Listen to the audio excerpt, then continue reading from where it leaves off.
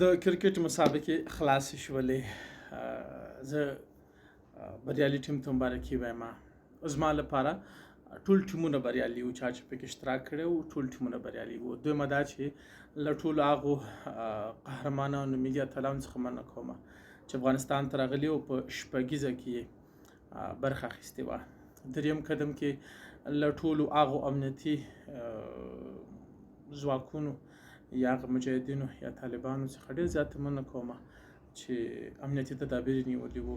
واقعا چې زه نږدې یم کرکټ بورډ سره، نو ما د دوی جدوجهد، کوشش، زحمتونه، تکلیفونه لیدل، د زړه له کومې ترې مننه کوم.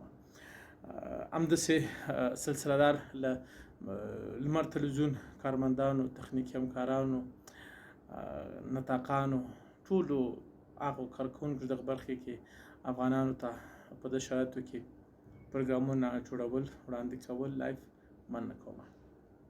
یو مثبت تصویر د افغانستان په اوسنیو شرایطو کې نړیوالو سره شریک شولو. زما پراند باندې دا د سیاسونو خبرې دومره متاثر کوونکې نه وي په نوره نړۍ کې. سیاسونو ته په هغه سترګه نه ګوري، خو کله چې کومه خبره کوم ورزشکار کوي، کومه خبره چې کوم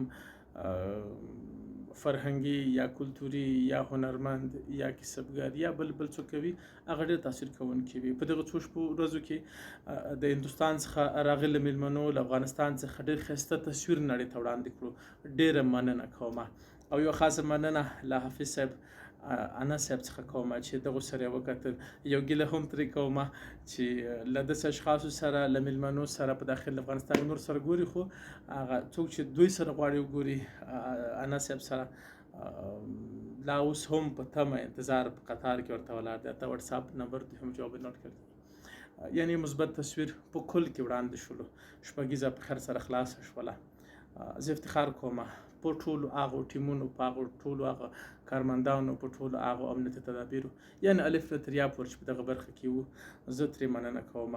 د افغانستان یو تصویر نړۍ ته وړاندې کړو، نړۍ سره شریک کړلو، نړیوالو ته یې وښودل چې افغانستان لا ژوندی دی، لا ساه اخلي، لا کوشش کوي، لا زیار باسي.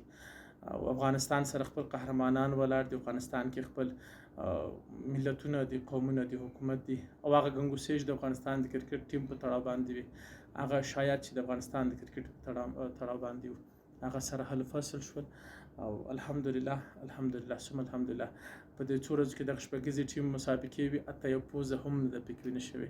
او خلک لږ په مشکل کې وو، سړکونه بند وو، لارې بندې وي، دا وو سره، خو بیا هم له ټولو څخه مننه کوم، له زړه له کومې ټولو ته مبارکي وایم. ما ته